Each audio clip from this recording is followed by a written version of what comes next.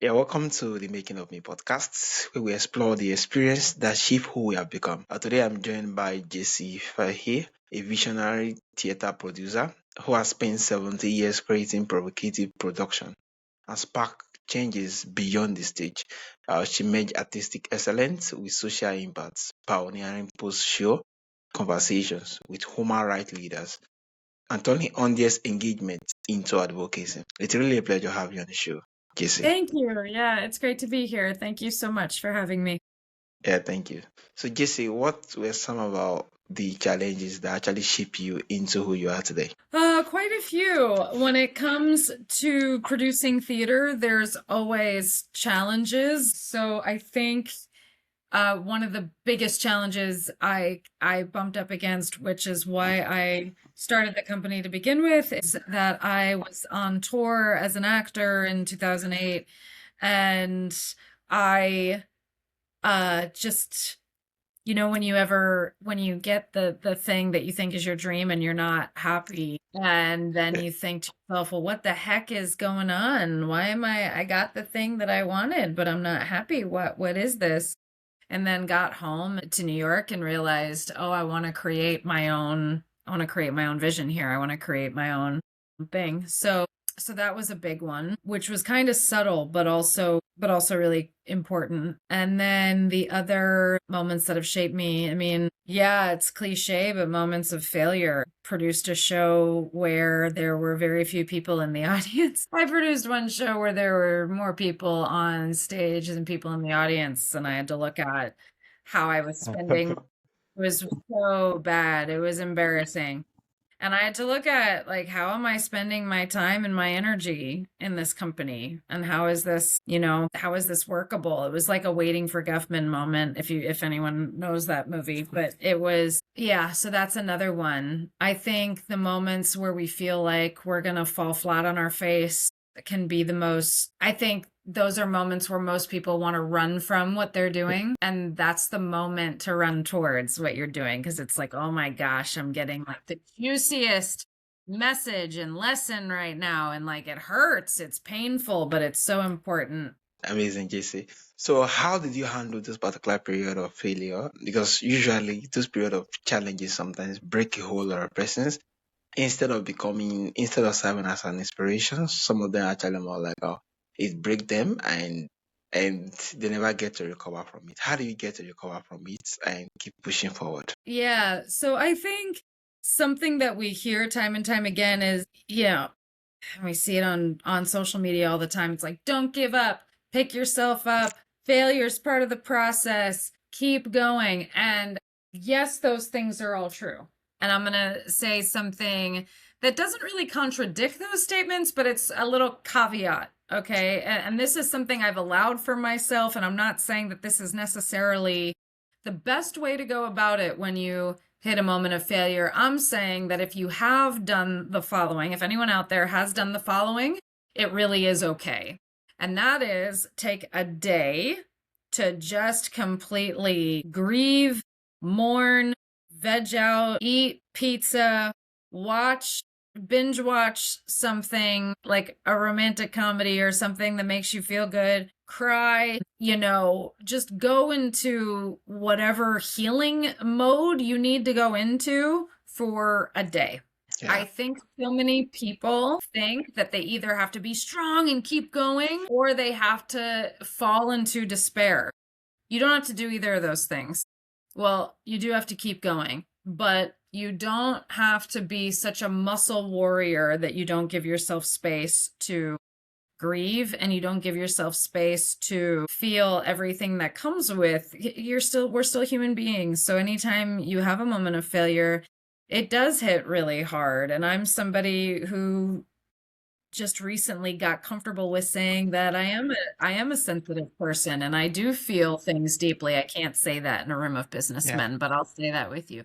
And so it's okay to take one day to eat donuts and binge watch your favorite show. It's okay to do that as long as you're not, breaking agreements doing that, or you're not missing meetings while doing that. But if you actually have the day to do that, Just do that because you need to emotionally and sometimes physically recuperate, but have it be a day, not a week, not a month, Yeah. certainly not a year, because you need that time to grieve, but then you do need to get up and keep going. And so, but I say that because sometimes people will get up and keep going from a space of feeling like a failure, feeling tired and exhausted. So your brain is not fully functional when you're lacking sleep, if you are actually lacking sleep from a project you've worked on, or, feeling like they have to get up and keep going as a reaction to something. And if you really want to come from creating, and not coming from fixing how bad you think you failed, then you need to take a day to recuperate. And it's really okay to do that.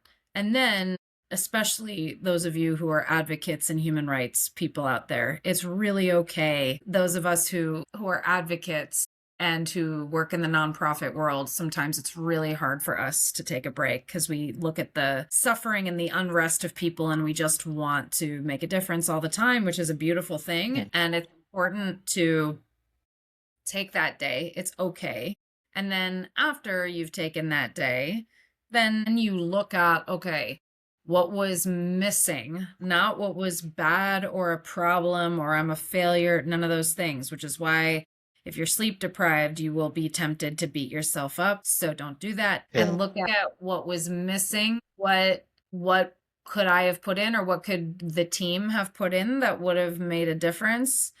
And make lists, write them down, write down what worked, write down what didn't work, and then implement it the next time. The second you write it down and it's in existence, either on a screen or on a piece of paper or whatever, it's no longer plaguing you in your head. It's just out here and it's being managed and dealt with, and it's not actually weighing you down. So that's the other piece too. Yeah, thank you so much. Yeah, amazing. Thank you for the piece. So, walk us back to 70 years ago. What was the first provocative productions that started this journey? Yeah. So when we began Ripple Effect Artists, which I really had the idea in 2009, we did our first show, was produced in 2011, and then we became a 501c3 in 2013. So the first show we did was a show called Taming of the Shrew, and it's a William Shakespeare play, but we took a spin on it where we were looking at the female role in the workplace. And so we took a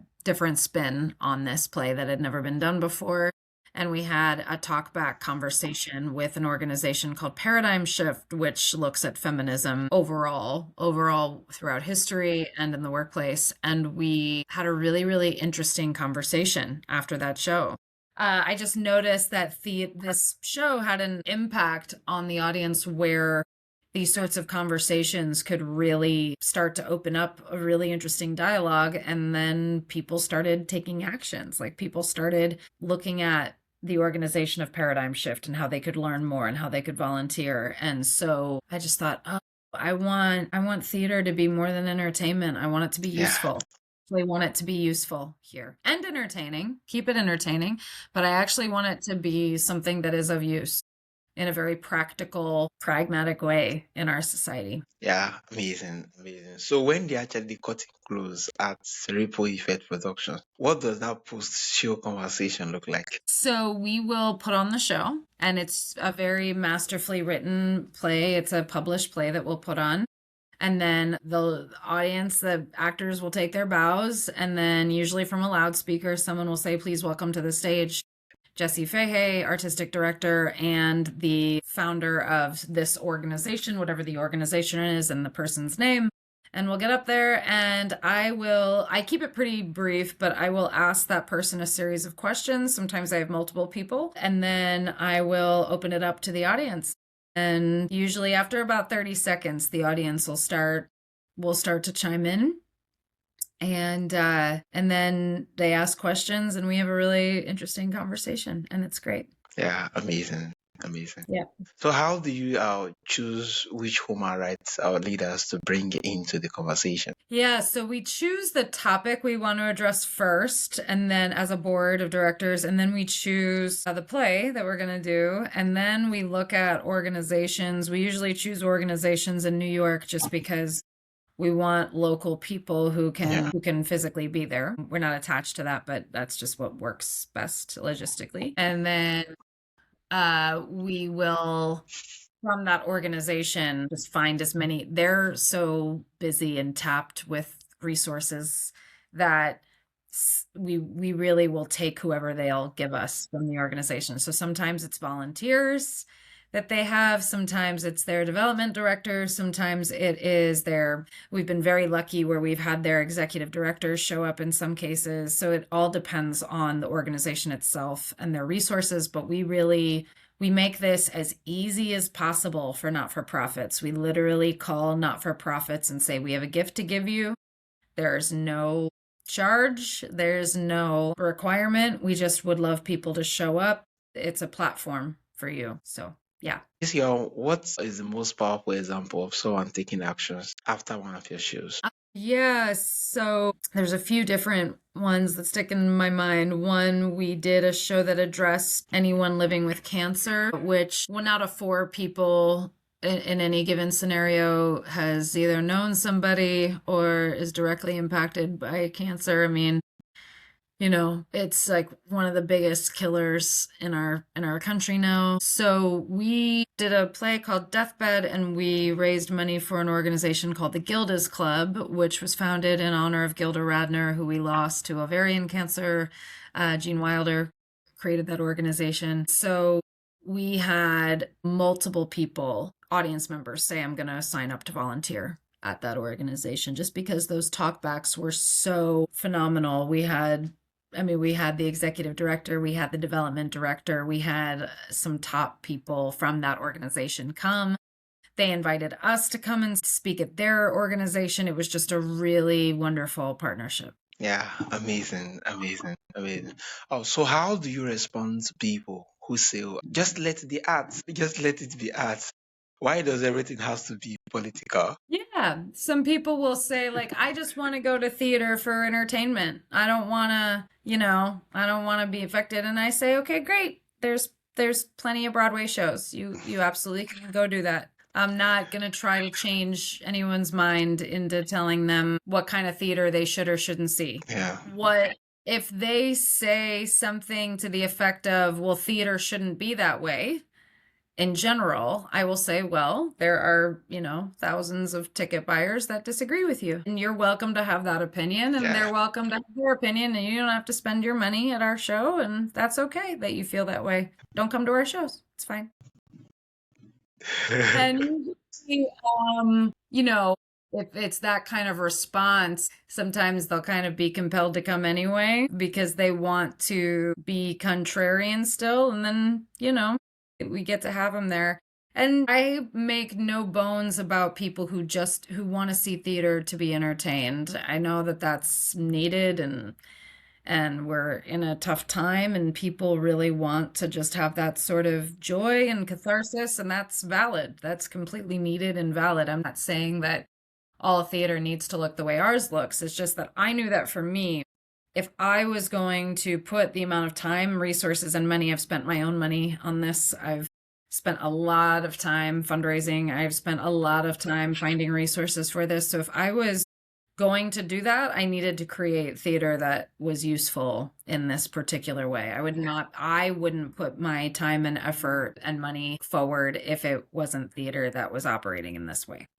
Yeah, amazing, amazing. Thank you so much, Jessie. So, Jessie, for my audience who want to connect with you, who want to learn more about you, and who want to reach out, where is the best platform they can reach out? Yeah, so the best platform is rippleeffectartists.com.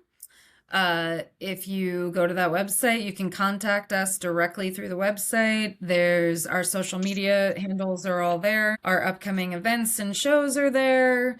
I was very honored and humbled to deliver a TEDx talk in North Carolina a few years ago. So that's on the website. You can learn all about us just on the website, rippleeffectartists.com. Yeah, thank you so much, Jessie. Thank you for sharing your insights and showing us how theater can be force for change. For listeners who want to learn more about Jessie, I'll check out Jessie's work at Ripple Effect Artists and consider contacting her for participate in the workshop. This has been the Making of Me podcast. Thank you for listening. It's a pleasure and an honor having you on the show, Jessie. Thank you. Thank you so much for having me.